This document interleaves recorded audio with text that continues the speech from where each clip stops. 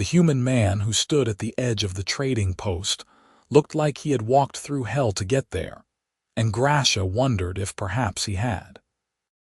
His clothes were torn, his face was gaunt with exhaustion, and there was something haunted in his eyes that made her chest tighten with an emotion she did not want to name.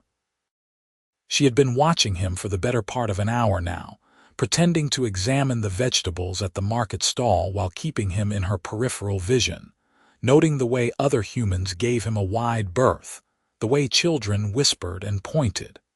She knew that look.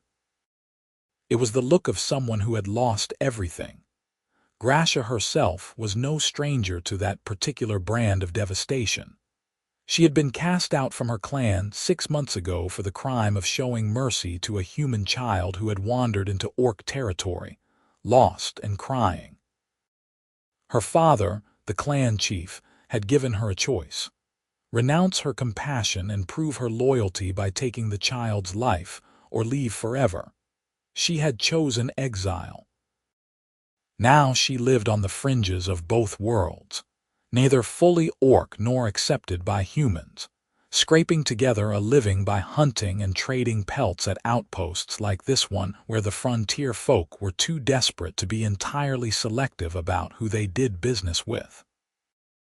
The man finally moved, stumbling toward the well in the center of the trading post. He drew up a bucket of water and drank deeply, his hands shaking.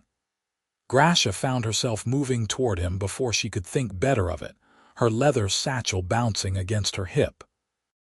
She was tall even for an orc woman, standing well over 6 feet, with broad shoulders and muscled arms that had caused more than one human to reach for their weapon upon seeing her.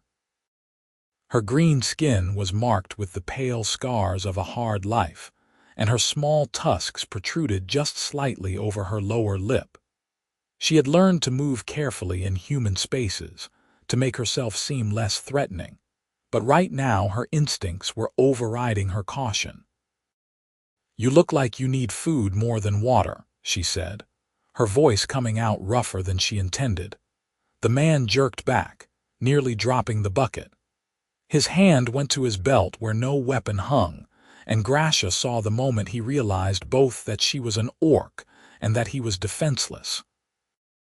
But instead of the fear or disgust she was accustomed to seeing, his expression settled into something that looked almost like resignation. "I have no coin," he said simply. His voice was hoarse, probably from days of walking under the summer sun without adequate water. Grasha reached into her satchel and pulled out a piece of dried meat wrapped in cloth. "I did not ask for coin." He stared at her, then at the offering, then back at her face. She could see him trying to work out what the trick was, what she wanted from him. It made her sad in a way she could not quite articulate, this assumption that kindness must come with a price. "Take it," she said, holding it out more insistently. "You will die if you do not eat, and I have enough." Slowly, as though approaching a wild animal, he reached out and took the meat. Their fingers brushed for just a moment, and Grasha felt a jolt of something electric run through her. She pulled her hand back quickly, tucking it against her side. "Thank you," he said, unwrapping the cloth with trembling fingers. He took a bite and closed his eyes, and Grasha saw moisture gather at the corners. "Thank you." She should leave now. She had done her good deed. Getting involved with a desperate human man was the last thing she needed. But something kept her rooted to the spot, watching as he devoured the meat with the kind of hunger that spoke of many days without a proper meal. "What happened to you?" she asked before she could stop herself. He finished chewing and swallowed hard. When he opened his eyes, they were red-rimmed but clear. "Raiders," he said. 3 weeks ago, they came at night, burned everything, killed everyone." He paused, his jaw working. "I was away checking the fence line on the far pasture. By the time I saw the smoke and got back, there was nothing left. No house, no family, nothing." Grasha felt her heart clench. "I am sorry. Are you—" He did not sound accusatory, just genuinely curious. Why would an orc care about dead humans? Because death is death, she said quietly. And grief is grief. These things do not care about the color of skin or the shape of ears. He studied her for a long moment, and Grasha found herself unable to look away. His eyes were an unusual shade of amber, almost gold in the late afternoon light, and despite the exhaustion and sorrow etched into his features, she could see that he had probably been handsome before tragedy had carved itself into his face. His hair was dark brown, long enough to fall into his eyes, and there was stubble along his jaw that suggested many days without a razor. "What is your name?" he asked. "Grasha. I am Yates. Yates Xander." He glanced down at the empty cloth in his hands, then back up at her. "I owe you my life, probably. This is the first food I've had in 3 days. You owe me nothing," Grasha said firmly. "Where are you headed?" Yates looked around the trading post at the rough wooden buildings and the wary faces of the humans who were still watching them. "I do not know," he admitted. "I thought maybe I could find work here, start over, but no one will hire me. They say I am cursed, that anyone who touches me will bring the raiders' attention down on themselves." "Superstitious fools," Grasha muttered. She made a decision that she knew she would probably regret. "I have a camp, about 3 miles north of here in the pine forest by the river. It is not much, but there is shelter and food. You can stay there until you are stronger, until you figure out what you want to do." Yates looked at her like she had just offered him the moon. "Why would you do that?" "You do not know me." "No," Grasha agreed. "But I know what it is like to have nowhere to go. And I know that sometimes kindness is the only thing standing between a person and complete despair." She adjusted her satchel. "The offer stands. Come or do not come. I am heading back now before the light fails." She turned and started walking toward the northern trail, her heart pounding in her chest. She did not look back to see if he was following. She told herself it did not matter either way, that she had done what her conscience demanded, and now it was up to him. But she could hear footsteps behind her, uneven and tired but determined, and something in her chest loosened with relief. They walked in silence through the grasslands that surrounded the trading post, following a narrow deer trail that wound between scattered boulders and scrub brush. The sun was beginning to sink toward the western horizon, painting the sky in shades of orange and pink. Grasha kept her pace slow, mindful of Yates' exhausted state, and tried not to think too hard about what she was doing. She lived alone for good reasons. Getting attached to anyone, human or orc, was dangerous. Attachment meant vulnerability, and vulnerability meant pain.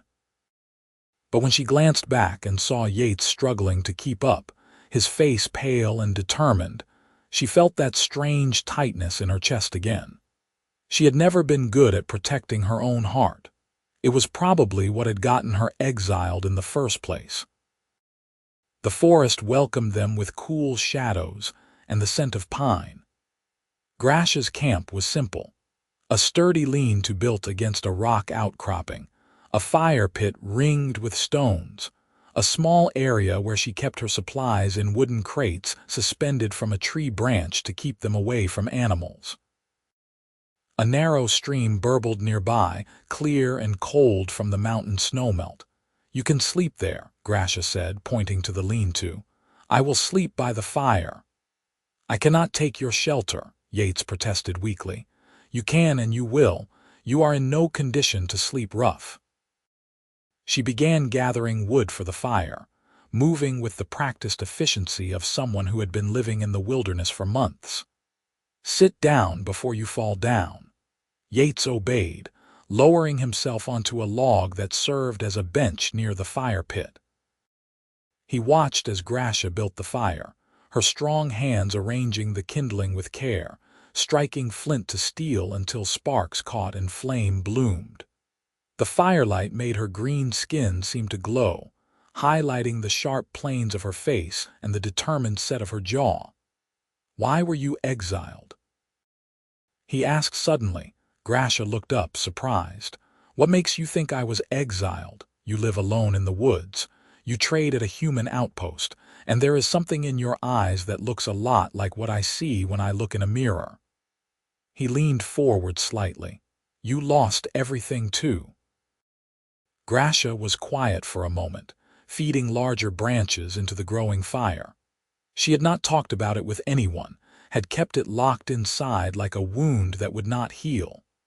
But something about the understanding in Yates' voice made the words want to come out. "I saved a human child," she said finally. "She had wandered into our territory, maybe 5 or 6 years old, crying for her mother. The hunting party wanted to kill her as a warning to the human settlements to stay away from orc lands. I could not let them do it. She was just a child." She poked at the fire with a stick. "My father gave me a choice. Kill the child myself and prove my loyalty to the clan, or leave and never return. So I left. What happened to the girl? I carried her back to the edge of the human settlement and left her where she would be found. I do not know if she made it home safely. I hope she did." Grasha looked at him across the fire. "That was 6 months ago. I have been here ever since." Yates was quiet, processing this. "Your father is a fool," he said finally. "Compassion is not a weakness. Try telling that to most orcs. Or most humans, for that matter." Grasha pulled out her supplies and began preparing a simple stew, adding dried vegetables and meat to a small pot of water. "The world does not have much use for those who refuse to hate. Maybe that is exactly why the world needs them," Yates said softly. They ate in comfortable silence as the stars emerged overhead, vast and bright in the clear mountain air. Grasha found herself watching Yates between bites, noting the way some color had returned to his face, the way his hands had stopped shaking quite so badly. He was younger than she had first thought, probably only a few years past 20. The grief had aged him, but underneath it she could see the man he had been before tragedy had struck. "Tell me about your family," she said. "If you want to." Yates stared into the fire for a long time. "My mother was a weaver. She made the most beautiful cloth you have ever seen, patterns that seemed to shimmer and change in the light. My father was a farmer, good with animals and growing things. I had a younger sister, Lily. She was 16, about to be married to the blacksmith's son from the next valley over." His voice was steady, but Grasha could hear the effort it took. "We were not wealthy, but we were happy. We had enough. And then in one night it was all gone. Did you see who did it? The raiders. I saw their banner. Black Wolf on a red field. They are a mercenary company that has been terrorizing the frontier settlements for the past year, burning and looting. The local lord has done nothing to stop them.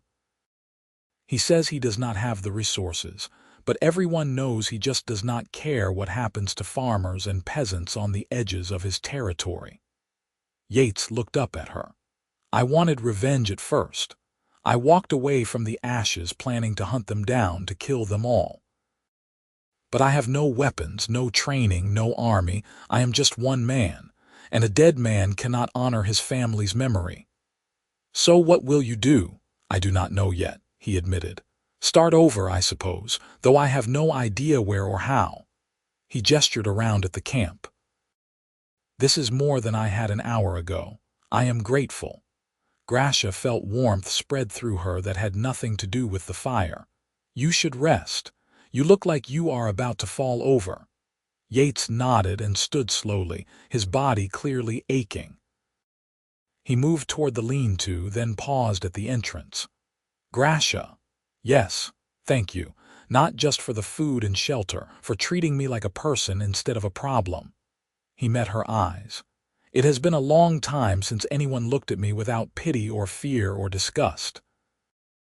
"I know the feeling," Grasha said quietly.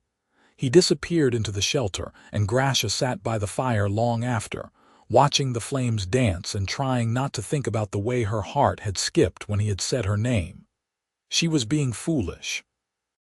He was a human who had lost everything and needed help. Once he recovered, he would leave and find his own path, and she would go back to her solitary existence. Getting attached would only lead to more pain. But when she finally lay down to sleep, wrapped in her bedroll by the warm embers, she found herself smiling slightly at the sound of his steady breathing from the shelter. For the first time in 6 months, she did not feel quite so alone. The days that followed fell into a rhythm that felt almost dangerously comfortable. Yates recovered slowly, his body responding to regular meals and rest. Grasha taught him how to check her snare lines and identify which plants were safe to eat.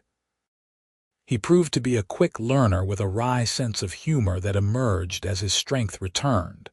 He told stories about his life on the farm, about the quirks of sheep and the art of coaxing crops from stubborn soil. Grasha found herself laughing more than she had in months, maybe years. In return, she told him about growing up in the clan, about the harsh beauty of the orc homelands with their volcanic valleys and obsidian cliffs. She explained the complex web of honor and duty that governed orc society, the warrior culture that prized strength above all else. She did not talk about how much she missed it, how exile had felt like having a limb severed, but she suspected he understood anyway. They were sitting by the river one afternoon, about 2 weeks after Yates had arrived, watching the water slide over smooth stones. Grasha was mending a tear in her leather jerkin, while Yates practiced throwing stones at a target on the opposite bank. He had been getting stronger, filling out some of the gauntness that starvation had carved into his frame. There was color in his face again, and he moved without the painful stiffness that had marked his first days in camp. "I should start thinking about moving on," he said suddenly, not looking at her. "I have imposed on your hospitality long enough." Grasha felt something cold drop into her stomach. "You are not imposing. I am eating your food, taking up space, and you are a better hunter with me gone, I am sure. I slow you down." "That is not true." She set down her mending, her hands suddenly restless. "You have been helping. The camp is better maintained, the firewood is always ready, you check the snare lines faster than I do now." "Grasha." He finally looked at her, his amber eyes serious. "I cannot stay here forever, and the longer I do, the harder it will be to leave." The unspoken implication hung between them like smoke. Harder for whom? She wanted to ask, but she did not have the courage. Instead, she looked back down at her jerkin and resumed her stitching with more force than necessary. "Where would you go?" "I heard at the trading post that there is a settlement about a week's walk west of here. They are looking for farmhands. I could work there, earn some coin, start rebuilding a life." He picked up another stone and turned it over in his palm. "It is what makes sense." "Since when does sense have anything to do with living?" The words came out sharper than Grasha intended. She took a breath and moderated her tone. "I am not trying to keep you prisoner. If you want to go, go. But do not leave because you think you are a burden. You are not." Yates was quiet for a long moment. "What if I do not want to go?" he asked softly. Grasha's hand stilled on the leather. "Then stay. It would not be appropriate. A human man living with an orc woman without marriage or formal arrangement. People would talk." "They already talk about me at the trading post. Adding fuel to that fire could make things difficult for both of us." Grasha's heart was pounding now, so hard she was sure he could hear it. "I do not care what people say. I do not either, usually, but I care about you." He set down the stone and turned to face her fully. "These past 2 weeks have been the first time since the fire that I have felt like I might survive this, like there might be a future worth living for. And that is because of you, Grasha. Your kindness, your strength, your company. I do not want to leave, but I also do not want to ruin your life by association. You are not ruining anything." Grasha set aside her jerkin and met his gaze. Yates, I was exiled for choosing compassion over cruelty. I lost my family, my home, my entire world because I refused to kill a child. Do you think I regret that choice? I do not know. I do not. Not for a second, because that choice was true to who I am, and I would rather live alone in exile being myself than have a place in a society that demands I become something monstrous. She leaned forward. You being here does not ruin anything. If anything, you make this half-life I have been living feel more like actually living. Yates stared at her, and she could see something warring in his expression. Hope and fear, desire and caution, all mixed together in a way she understood intimately because she felt it too. Mark me as yours, she said suddenly, the words tumbling out before she could stop them. In Orc culture, marking was a serious declaration, a claiming that went beyond human notions of courtship. It was a bond, a promise, a statement to the world that two lives were now intertwined. She had not meant to say it, had not even known she was thinking it, but now that the words were out, she found she meant them with her whole heart. Yates blinked. What? Grasha felt her face grow hot, but she did not look away. Among my people, when two warriors wish to bond, one marks the other. It is a declaration, a promise. I am asking you to mark me, Yates, to say that I am yours and you are mine, regardless of what anyone else thinks. Are you sure? His voice was barely above a whisper, and there was such vulnerability in his eyes that it made her chest ache. I have never been more sure of anything, she said. I know this is fast. I know it is complicated. I know that a human and an orc being together is unheard of, probably forbidden in more places than not. But I also know that, when I think about you leaving, I feel like something vital is being torn away. And I know that when I see you smile, when I hear you laugh, when we sit by the fire and talk until the stars come out, I feel more at home than I ever did in my clan. She took a breath. So yes, I am sure. Yates reached out slowly and took her hand in his. His fingers were warm, his grip firm but gentle. Among humans, we use rings as a symbol of commitment. I do not have a ring. I do not have anything, really. I do not need rings, Grasha said. I just need you. He smiled then, a real smile that reached his eyes and transformed his face. Then you have me. For as long as you will have me. For as long as we both live, if you will have me that long. Grasha felt tears prick at her eyes, which was absurd because she was a warrior and warriors did not cry over declarations of love. But she was crying anyway, and Yates was pulling her close, and she was wrapping her arms around him and holding on like he was the only solid thing in a spinning world. We will do this properly, she said against his shoulder. The orc way requires a physical mark, usually a tattoo or a scar. I will mark you and you will mark me, and anyone who sees will know that we belong to each other. I like the sound of that, Yates murmured. He pulled back just enough to look at her face, reaching up to brush away her tears with his thumb. Though I have to tell you, I have no idea how to do a proper tattoo. I do, Grasha said. I will teach you. We can use ash from the fire and sap from the pine trees. It will not be elaborate, but it will be permanent. Where should the mark go? Grasha considered. Traditionally, on the wrist or forearm, somewhere visible, so that others can see the bond. Then let us do it, Yates said. Let us make this real.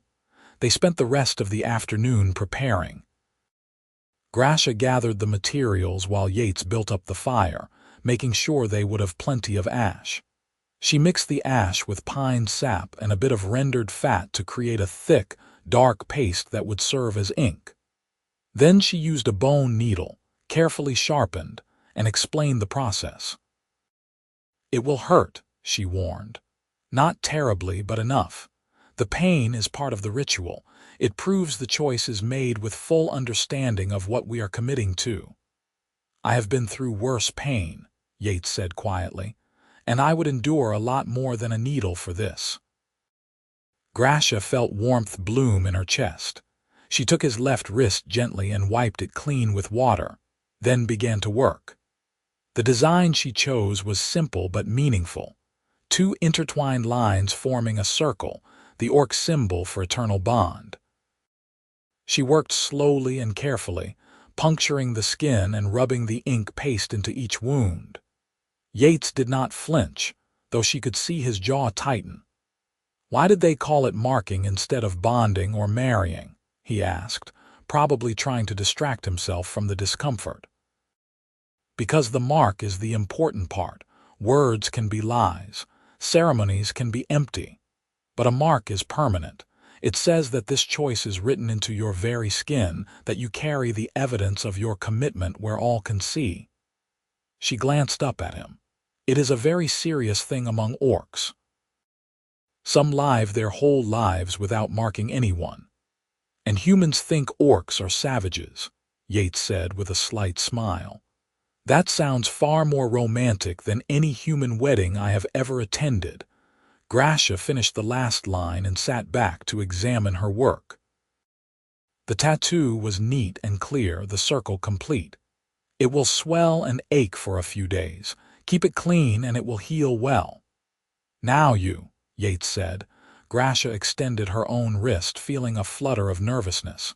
She had never been marked before. Had never thought she would be, given her exile.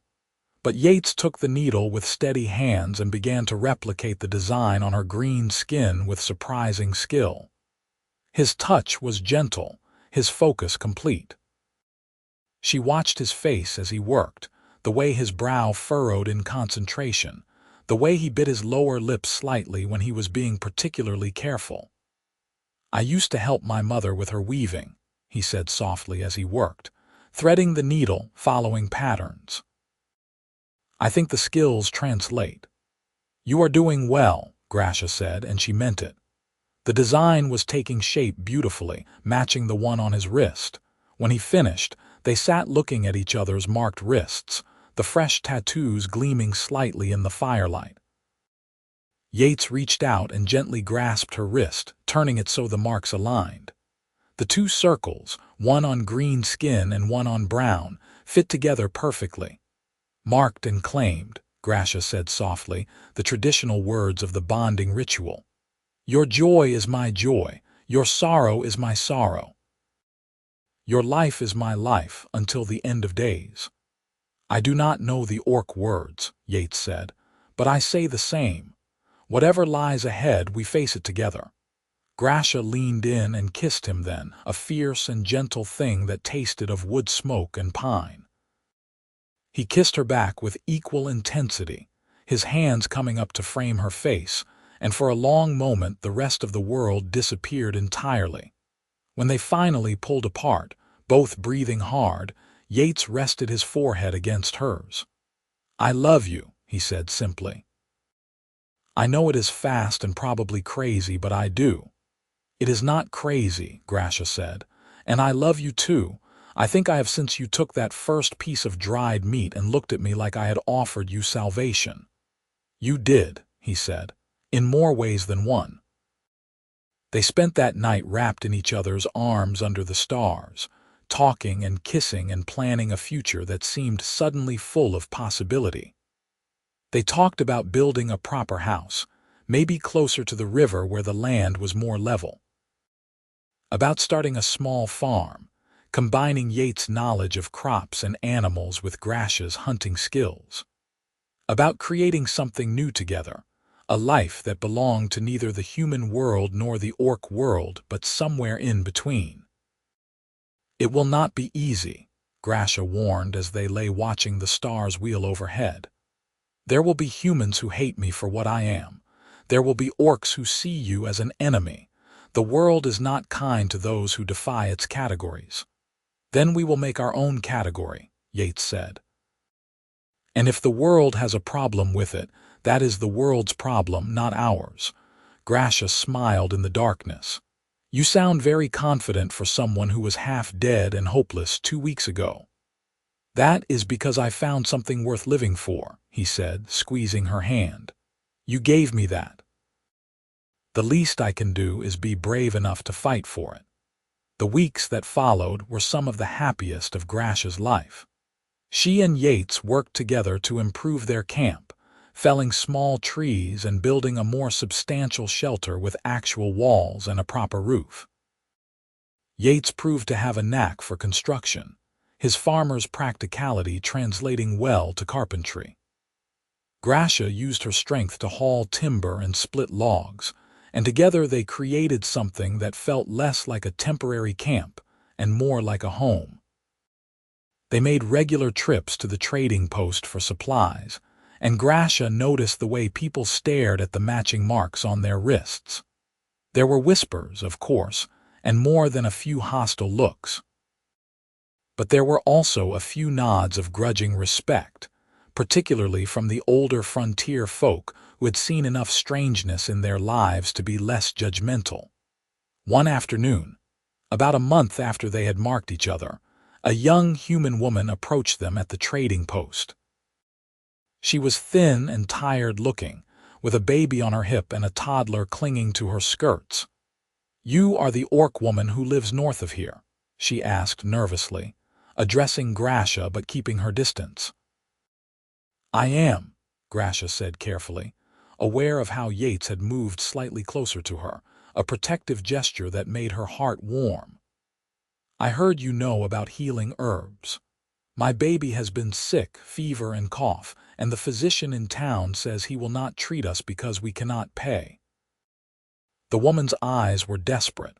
"Please, I will give you anything. I have nothing, but I will find a way to pay you back." Grasha glanced at Yates, who nodded slightly.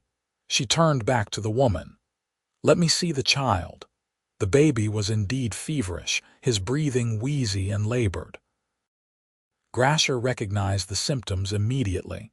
"It is lung fever, dangerous but treatable." She looked up at the mother. "I have the herbs you need at my camp. Come with us." The woman looked between Grasha and Yates, clearly warring with herself. To go alone into the woods with an orc was a frightening prospect, even a desperate one. But finally, she nodded. "Thank you." They made the trek back to camp with the woman and her children in tow.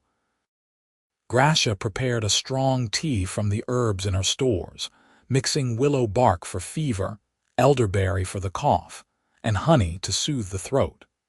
She showed the mother how to brew it and how much to give the baby, explaining the dosage carefully. "Give him this 3 times a day until the fever breaks," Grasha instructed. "Keep him warm and let him sleep as much as he wants. He should start improving in 2 or 3 days. If he gets worse instead of better, come find me immediately." The woman took the packet of herbs with trembling hands. "How much do I owe you?" "Nothing," Grasha said. "Just take care of your children." The woman stared at her, tears welling up. "They told me in town that orcs were monsters, that they ate human babies and killed for sport." She looked down at the herbs, then back up at Grasha.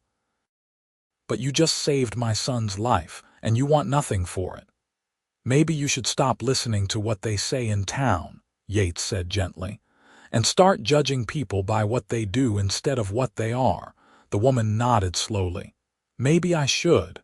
She shifted the baby on her hip. "My name is Emma. If you ever need anything, anything at all, you come find me. I live in the small farmstead west of here, about 2 miles past the bend in the river. I do not have much, but what I have is yours." "Thank you," Grasha said, surprised by the sincerity in the woman's voice. After Emma left, Yates pulled Grasha into a hug. "You are amazing, you know that. I just gave her some herbs. You gave her hope, and you did it without hesitation, even though she was afraid of you." He kissed the top of her head. "You have a good heart, Grasha. The world is lucky to have you in it." Grasha held him close, feeling the steady beat of his heart against her cheek. "I am lucky to have you," she murmured, but their happiness was not destined to last undisturbed. About 2 months after they had marked each other, trouble arrived in the form of 3 orc warriors who appeared at the edge of their camp one evening. Grasha recognized them immediately. 2 were from her old clan, brothers named Thrak and Gore. The third was unfamiliar, a scarred veteran with cold eyes. "Grasha," Thrak said, his voice hard, "you have been summoned." Grasha stood slowly, placing herself between the warriors and Yates, who had risen to his feet behind her. "I was exiled. I have no place in the clan, and the clan has no place in my life." "Your father is dying," Gore said bluntly. "He asks for you. He wants to see you before the end." Grasha felt the words hit like a physical blow. Her father, the great chief, dying. What happened? Sickness. It came on fast, and nothing the healers do helps. Thrak's expression softened slightly. "He has been calling your name for 3 days. He says he needs to speak with you, to make things right before he passes." Grasha's mind raced. She had not thought she would ever see her father again. Had made her peace with that loss, as much as anyone can make peace with such things. But the thought of him dying, of him wanting to see her, stirred up a complicated tangle of emotions. "I will go," she said finally. "No," Yates said sharply, stepping up beside her. "It could be a trap." The scarred warrior's eyes fixed on Yates with open hostility. "The human speaks out of turn." "The human is my bonded mate," Grasha said, her voice hard as iron, "and he has every right to speak. His concern is valid." All 3 orc warriors stared at the marks on her wrist, then at the matching mark on Yates' wrist. The shock on their faces was almost comical. "You bonded with a human." Gore sounded like he could not believe what he was seeing. "Grasha, what have you done?" "I found someone who loves me for who I am, not what I am or what clan I belong to," Grasha said. "And yes, I bonded with him. I would do it again without hesitation." Thrak shook his head slowly. "This changes nothing. Your father still wants to see you, but you must come alone. A human cannot enter clan lands." "Then I will wait here," Yates said before Grasha could protest. He took her hand, his grip firm. "Go see your father, make your peace. I will be here when you get back." "Yates, I will be fine," he said, meeting her eyes. "This is your family. You need to do this, and I trust you to come back to me." Grasha wanted to argue, wanted to refuse to leave him, but she knew he was right. If her father truly was dying, she needed to see him, needed to hear what he wanted to say, even if it was just to curse her one more time for her choices. "I will return in 3 days," she said to Yates. 4 at most. If I am not back in 5 days, leave. Go to that settlement you mentioned. Start over." "I am not leaving you," Yates said flatly. "Promise me. If something goes wrong, if this is a trap, do not wait for me. Just go live." She squeezed his hand. "Please." Yates looked like he wanted to argue, but finally he nodded. 5 days, but I am not promising to leave after that. I am just promising not to do anything stupid before then." It was the best she was going to get. Grasha pulled him into a fierce kiss, ignoring the disapproving growls from the orc warriors. Then she forced herself to let go and turn toward Thrak. "Lead the way." The journey back to her clan's territory took a day and a half of hard travel through increasingly rugged terrain. The warriors did not speak to her much beyond necessary directions, and when they did, their voices were cold and formal. Grasha tried not to let it bother her. These had been her friends once, her brothers in arms, but exile had severed those bonds as cleanly as a knife cut. When they finally crested the ridge that overlooked the clan settlement, Grasha felt her breath catch. It looked smaller than she remembered, the circle of hide tents and stone buildings clustered in the volcanic valley. Smoke rose from cooking fires, and she could see figures moving between the structures, going about their daily lives. It looked the same as it always had, and yet completely different through the eyes of someone who no longer belonged. They descended into the valley, and Grasha felt dozens of eyes on her as they walked through the settlement. There were whispers, people stopping their work to stare. Some faces showed anger, others curiosity, a few something that might have been pity. Children darted behind their mother's skirts, staring at her with wide eyes. Her father's tent was in the center of the settlement, larger than the others and marked with the chief's banner. Throck held open the flap and gestured for her to enter. Grasha took a deep breath and stepped inside. The tent was dim, lit only by a few oil lamps. It smelled of sickness and herbs, that particular combination that always meant someone was dying. Her father lay on a pile of furs, and Grasha barely recognized him. He had always been so large, so vital, a towering figure of strength. Now he looked shrunken, his green skin ashen, his breathing labored, but his eyes were clear when he turned them on her. "Grasha," he rasped. "You came. You summoned me," she said, keeping her voice neutral. She moved closer but did not sit. "Throck said you were dying." "I am." He coughed, a wet rattling sound that made Grasha wince.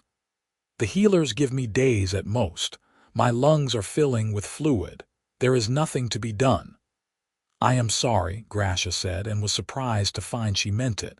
Despite everything, he was still her father. Do not be. "I have lived a long life, fought many battles, led the clan through hard times. It is a good death, as deaths go." He paused to catch his breath. "I did not ask you here to listen to me list my accomplishments. I asked you here because I was wrong, and I need to say so before I die." Grasha stared at him. "What? I was wrong?"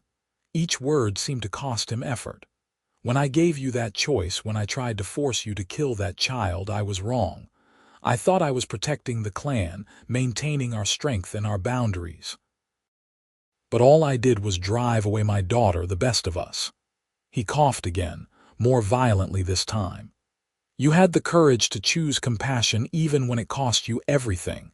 That is true strength, not the brutality I demanded." Grasha felt her throat tighten. "Father, let me finish," he interrupted. "I have been a fool. And worse, I have been a coward. I let old prejudices and old hatreds guide me instead of wisdom. I taught you to be strong, to be honorable, to stand for what is right. And then, when you did exactly that, I punished you for it." His eyes found hers, and she saw genuine pain there. "I am sorry, Grasha. I am so sorry, and I wanted to tell you that before I died. I wanted you to know that I was proud of you. I am proud of you. You are twice the leader I ever was." Tears were streaming down Grasha's face now, and she did not bother to wipe them away. She moved to her father's side and knelt, taking his hand. It felt so fragile in hers, this hand that had once seemed capable of moving mountains. "I forgive you," she whispered. "And I love you, Father." "I never stopped loving you. I know," he said softly. "And I never stopped loving you even when I was too stubborn and stupid to show it." He squeezed her hand weakly. "Throck told me you have bonded with a human."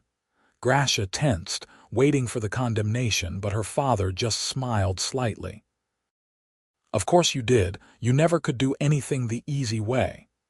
His smile faded and his expression grew serious. "Is he good to you?" "Yes," Grasha said simply. "He sees me, Father, not an orc, not a warrior, not an exile, just me, and he loves all of it." "Then he is a wise man, and you are lucky to have found him." He coughed again, and when he pulled his hand away from his mouth, there was blood on it. "I do not have much time left, but I want to give you something before I go. Come closer." Grasha leaned in, and her father reached up with trembling fingers to remove the pendant that hung around his neck.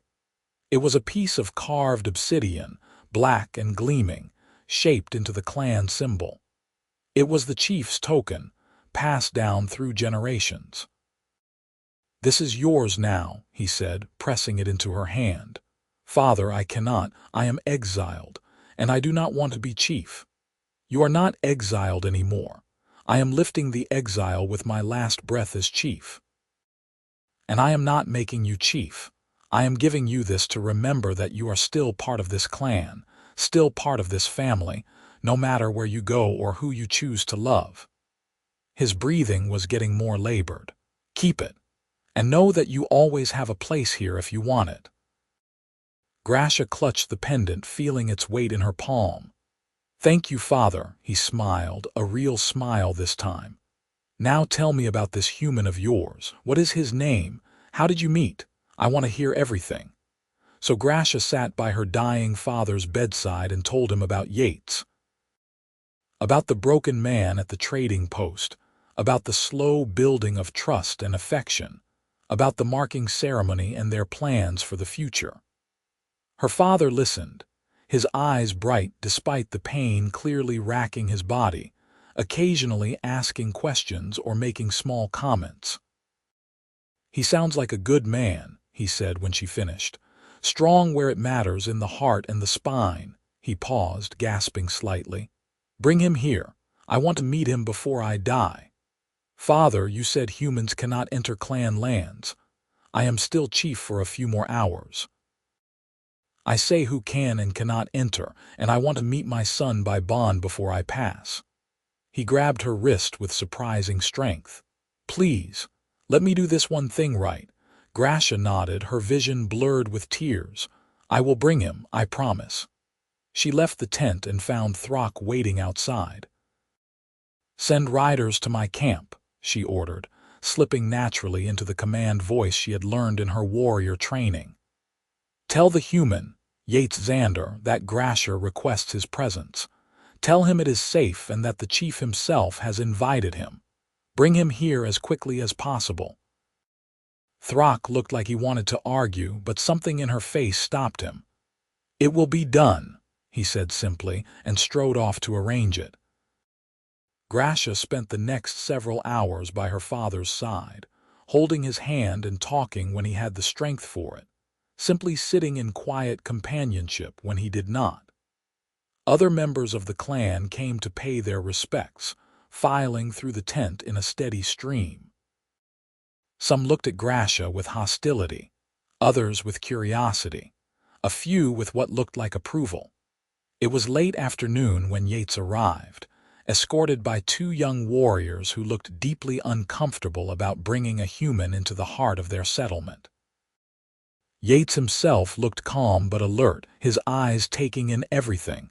When he saw Grasha, his whole face brightened with relief.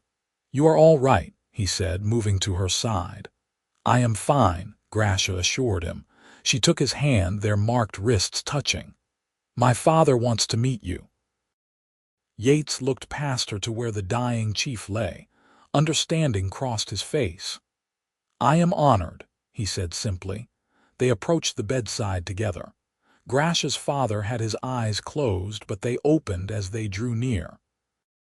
He studied Yates for a long moment, his gaze sharp despite his weakening body.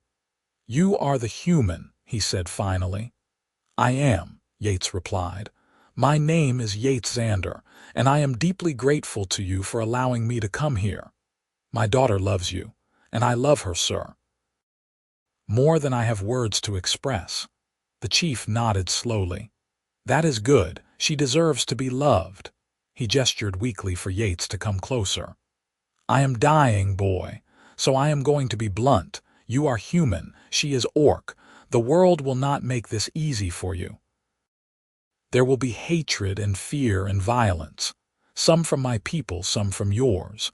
Are you prepared for that? I am, Yates said without hesitation. I have already lost everything once.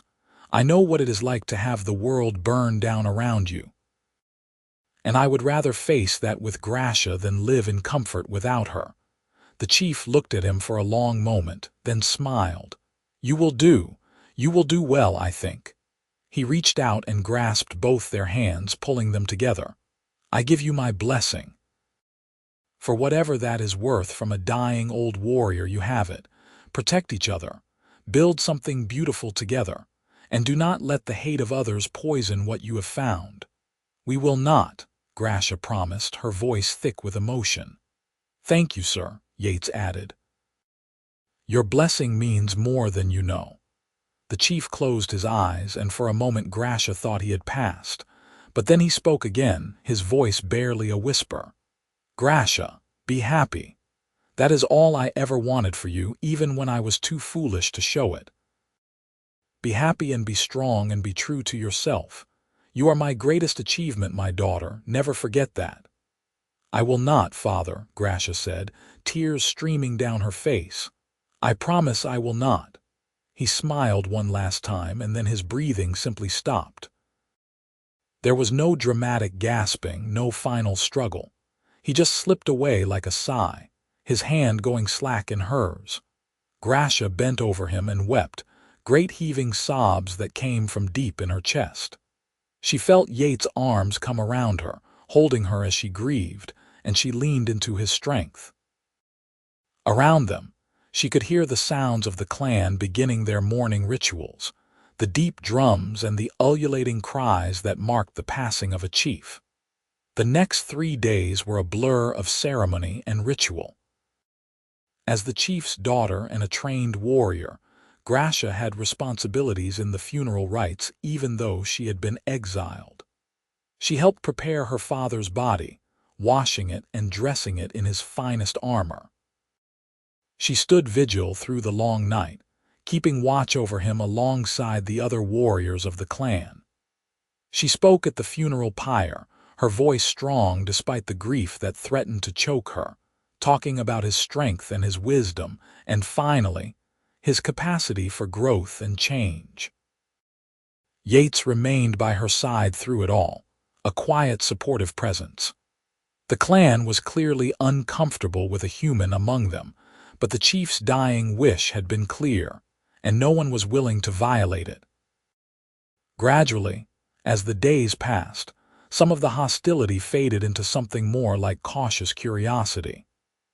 A few younger orcs even approached Yates, asking him tentative questions about human customs and farming techniques. On the 4th day, after the funeral rites were complete, the clan council gathered to choose a new chief.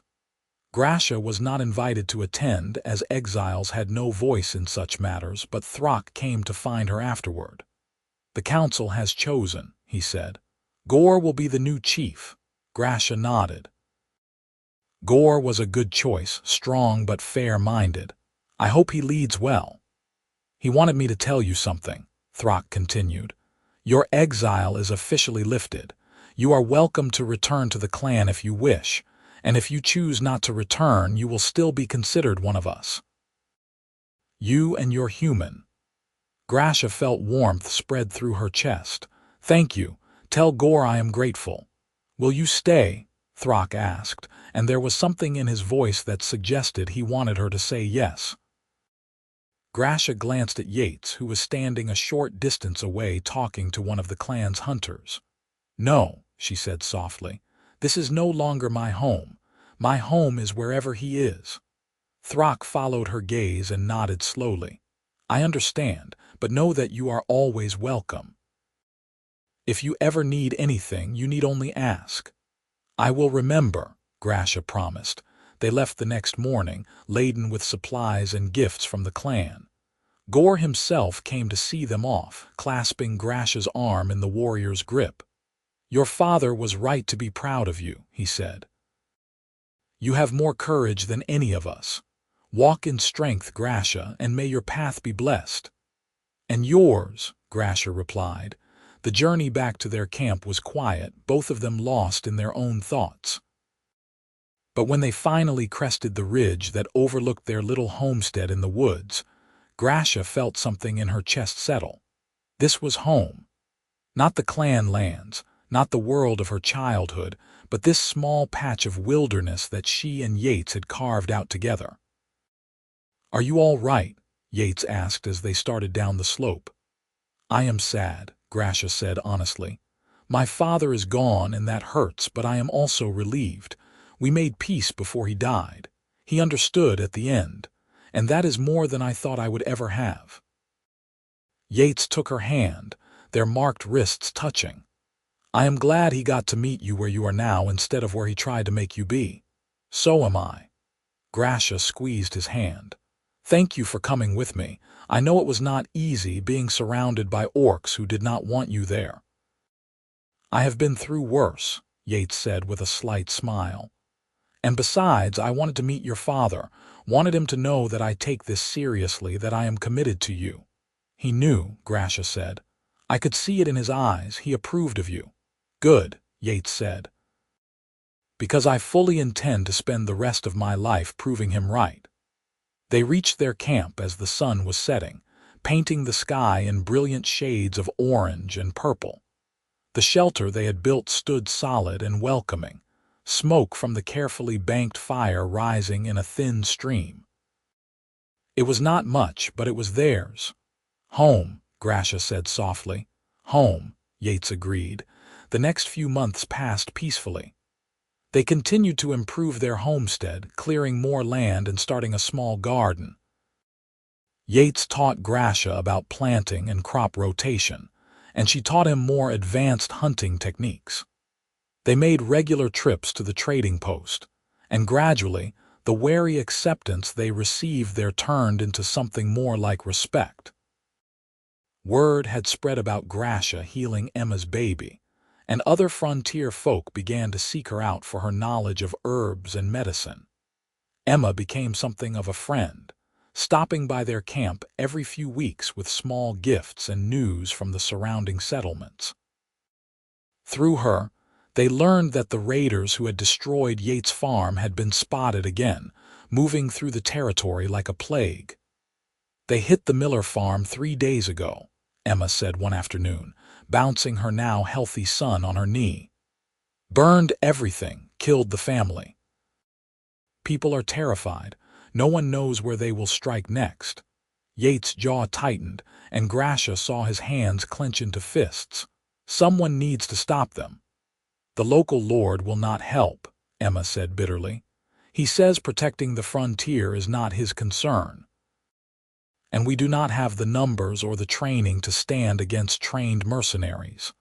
After Emma left, Yates was quiet and brooding. Grasha recognized the look. She had seen it in warriors before battle, that mix of determination and dread. You want to go after them, she said. It was not a question. I do, Yates admitted. I know it is probably stupid. I know I am just one man, but Emma is right. Someone has to stop them, and I cannot just sit here knowing they are out there, destroying more lives the way they destroyed mine. Grasha was quiet for a moment, thinking.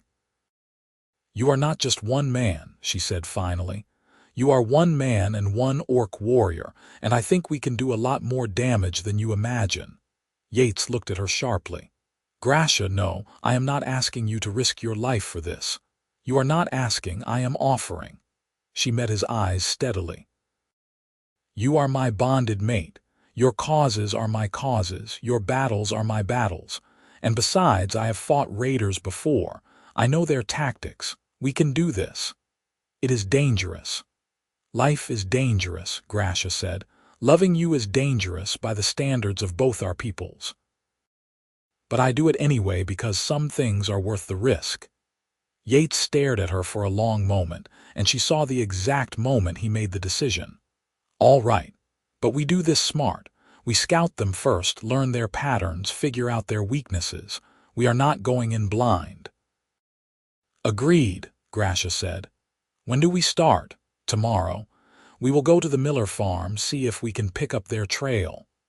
They spent the rest of the evening preparing, checking their weapons and packing supplies.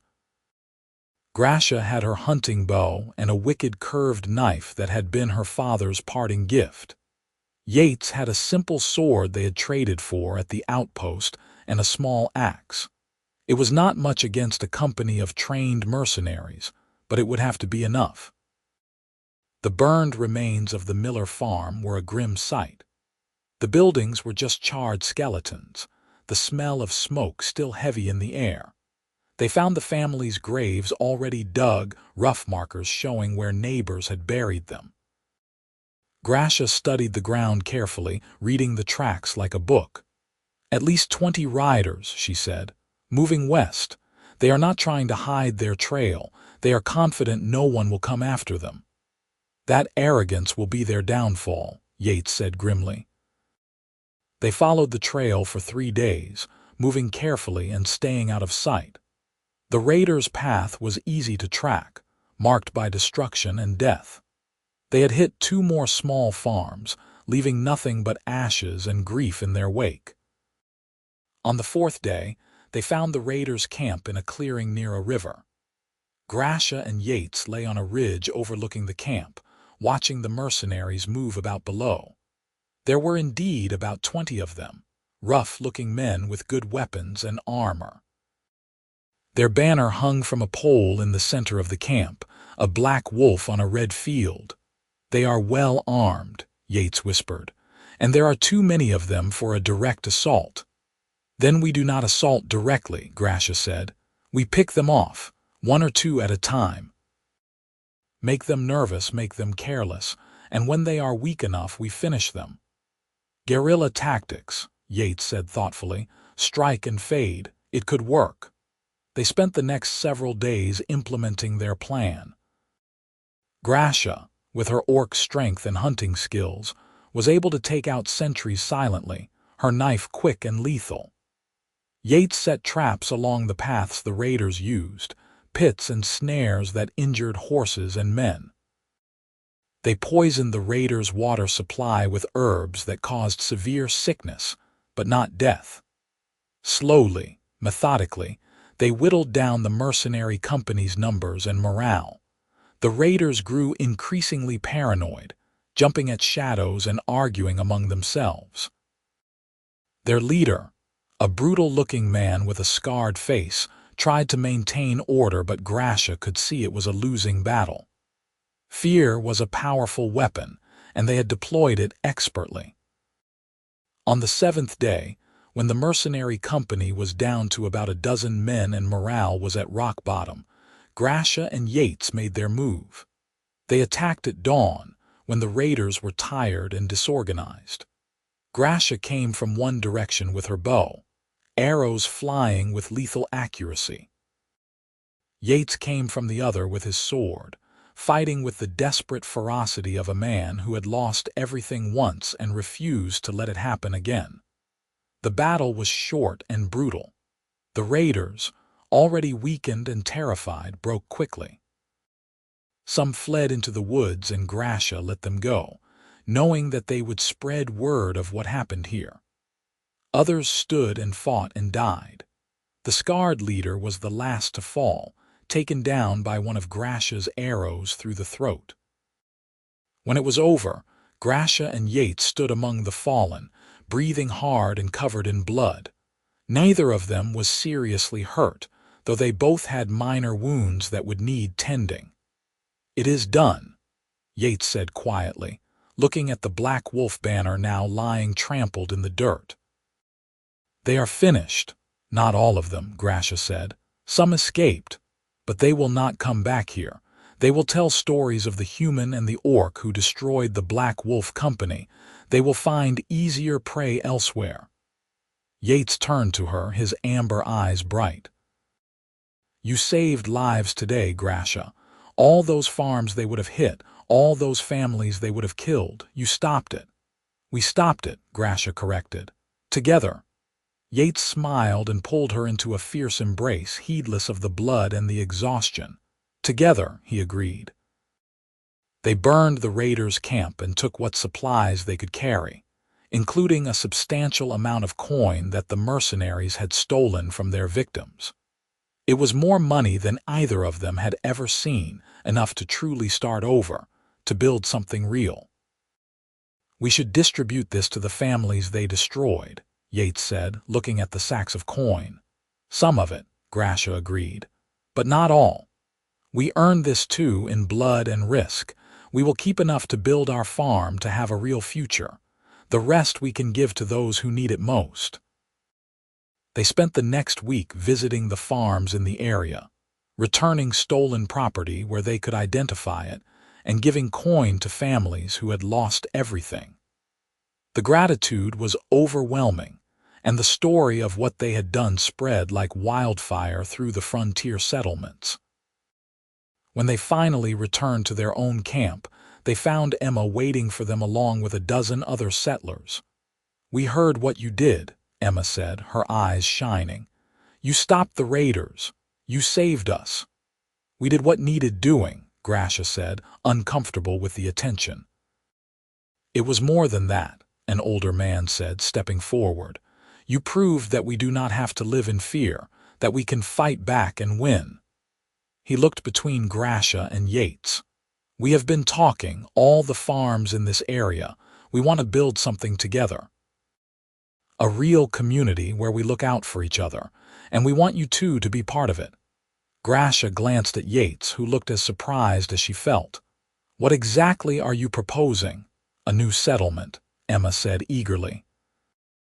"Nothing big or fancy, just a cluster of farms that can support each other, trade together, defend together if need be. We have picked out a spot, good land near the river with room for everyone. We want you to have the first plot as thanks for what you did." "We do not need thanks," Yates said. "Maybe not," the old man said. "But we need you. We need your strength and your courage and your example. You two have shown that it does not matter if you are human or orc. What matters is character, and we want to build a community based on that principle." Grasha felt tears prick her eyes.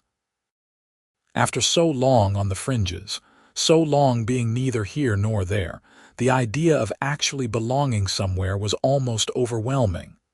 "What do you think?" she asked Yates softly. "I think it sounds like exactly what we have been hoping for," he replied. "A place where we can be ourselves, where we can build a real life together." Grasha turned back to the gathered settlers. "We accept, and we are honored."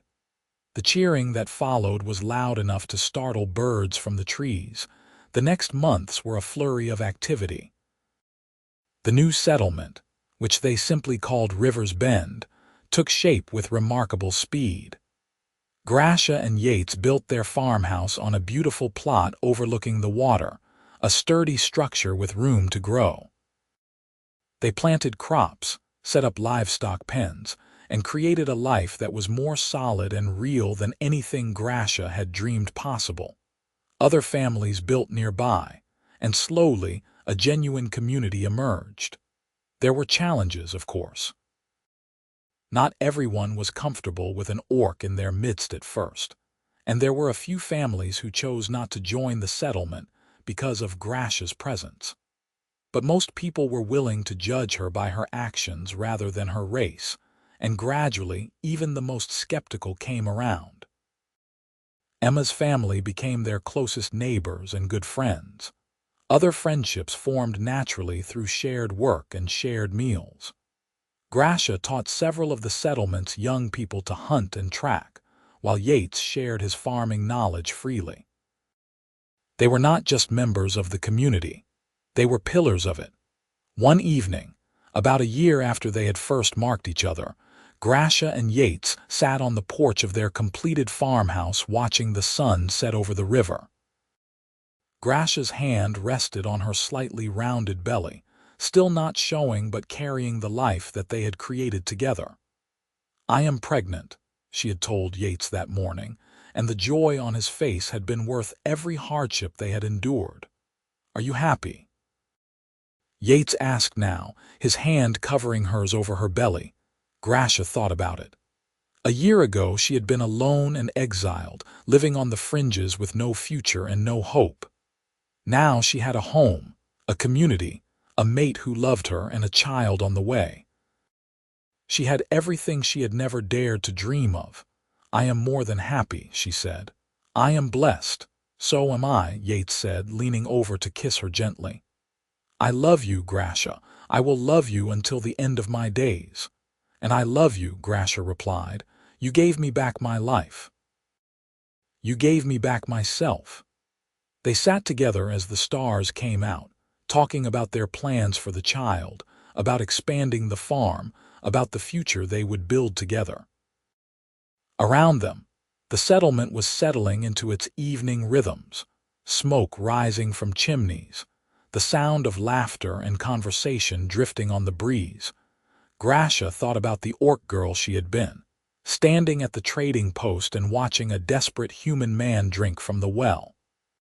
She thought about the moment she had decided to offer him food, the moment that had changed everything. She had not known then where that small act of kindness would lead, but she was grateful for every step of the journey. In the distance, she could hear someone singing, a human lullaby blending with the night sounds of the wilderness. It was a sound of peace, of hope, of a future being built one day at a time. "Mark me as yours," she had said to him what felt like a lifetime ago. "Are you sure?" he had asked. She had been sure then, and she was even more sure now. This was what she had been meant for. Not to be a warrior of the clan or an exile surviving on the fringes, but to be here with him, building something beautiful from the ashes of their shared tragedies. The child moved inside her, just a flutter but enough to make her smile. This child would grow up in a world that was still hard, still full of prejudice and danger. But they would also grow up knowing that love could bridge any divide, that courage came in many forms, and that sometimes the most important battles were the ones fought not with weapons but with compassion and determination. "We are going to be good parents," Yates said, as if reading her thoughts. "We are," Grasha agreed, "and this child is going to grow up knowing they are loved no matter what the world thinks."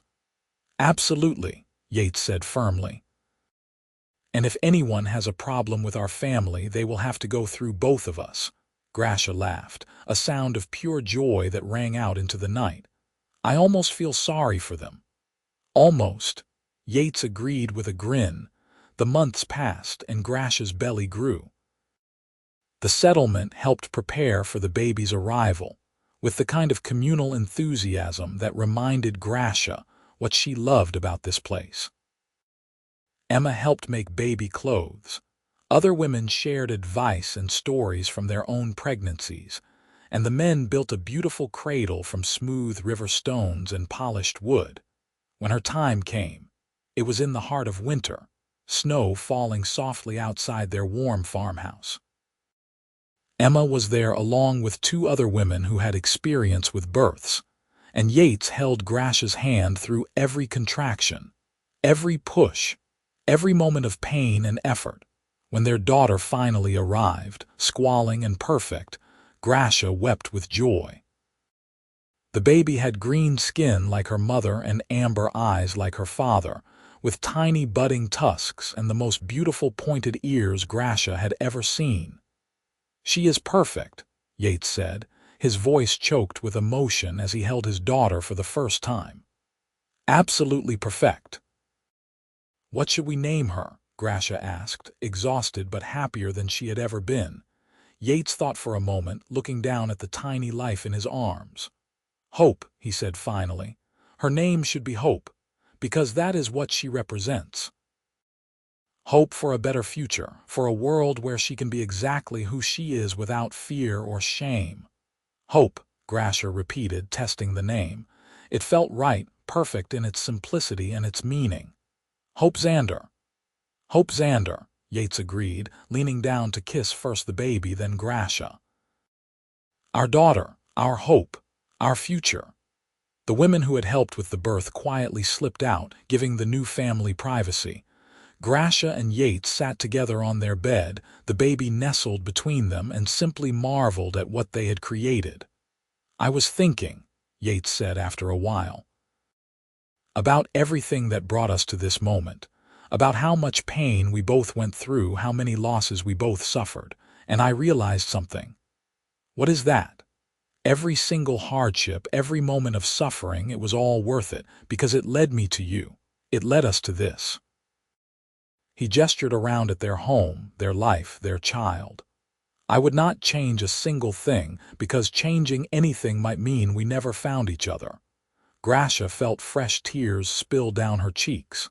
"I was thinking the same thing. When I saved that human child and my father exiled me, I thought my life was over. I thought I had lost everything that mattered.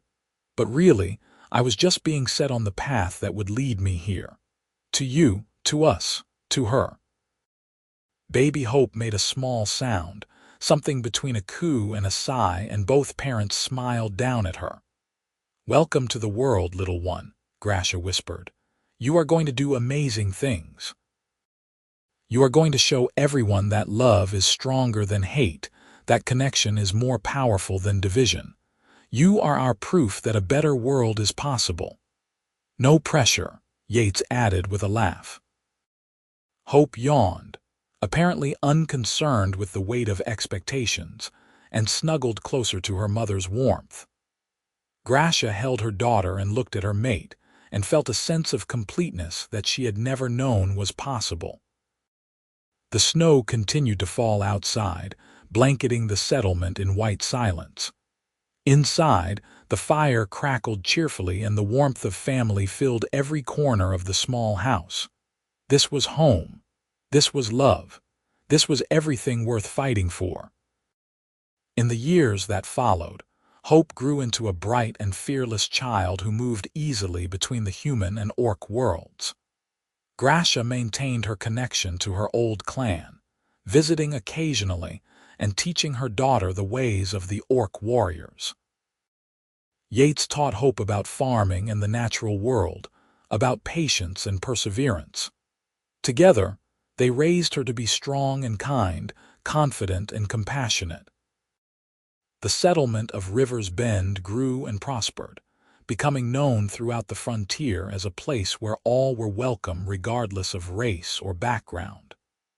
Other interspecies families, inspired by Grasha and Yates, came to make their homes there. It became a beacon of what was possible when people chose understanding over fear. Grasha and Yates grew old together, their love deepening with each passing year.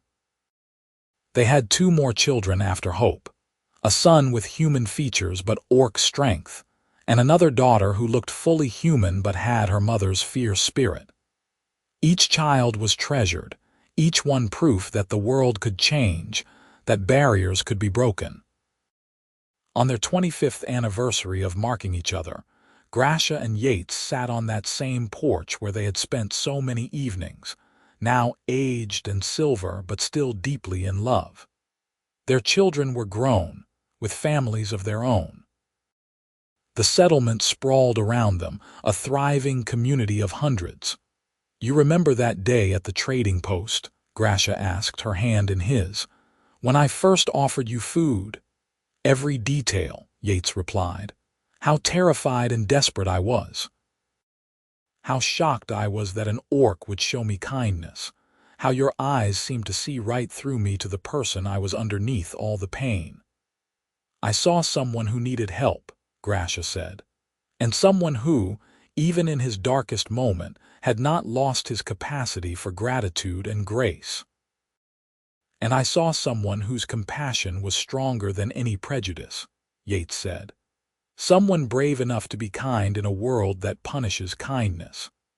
They sat in comfortable silence, watching the sun set over the river one more time.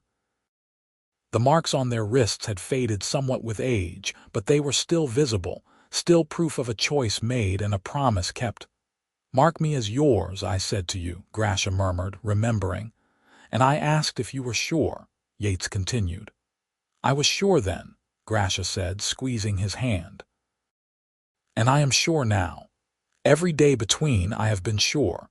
You are mine and I am yours until the end of days." "Until the end of days," Yates agreed, pulling her close. "And even then I think I will find you again. Some bonds are too strong for even death to break." They sat together as the stars emerged, 2 souls who had found each other against all odds and built something beautiful despite every obstacle. Their story became legend in River's Bend, told to children as a lesson about courage and love, and the power of choosing compassion over hate. And in the years and generations that followed, that lesson spread. More settlements like River's Bend emerged, places where humans and orcs and all manner of other peoples could live together in peace. The world changed slowly, one act of kindness at a time, one broken barrier at a time, one family at a time. It all started with a desperate man at a well and an exiled orc woman who chose to offer him food. From that single moment of connection, everything else flowed. Love, hope, family, community, change. All of it rooted in one simple truth, that every person, regardless of what they are, deserves to be seen and valued for who they are. Grasha and Yates lived long lives and died peacefully within days of each other, their hands still intertwined. They were buried together on the hill overlooking their farm, their grave marked with a stone carved with two intertwined circles, the orc symbol of eternal bond. Their children and grandchildren and great-grandchildren tended the grave and told their stories, making sure that the legacy of courage and love they represented would never be forgotten. And so the story of Mark Me as Yours lived on, a testament to the power of two hearts brave enough to choose each other despite every reason not to, and wise enough to build a future where such choices would become not just possible but celebrated. It was a story that began with a question and an answer, with doubt and certainty, with marking and claiming. It was a story that proved, beyond any doubt, that love knows no boundaries save those we create ourselves, and that tearing down those boundaries creates not chaos, but something far more valuable. Hope, connection, and the chance for everyone to find their place in the world, exactly as they are. The marks on their wrists, faded by time but never forgotten, told a story more powerful than words. They told of a bond that changed not just two lives but countless others, rippling out through generations like waves on water. They told of a love that refused to be diminished by prejudice or hardship or fear. They told of two people who looked at each other and saw not an orc and a human, not an exile and a survivor, but simply two souls who recognized each other as home. And in the end, that recognition, that choice to see and be seen, to love and be loved, was everything.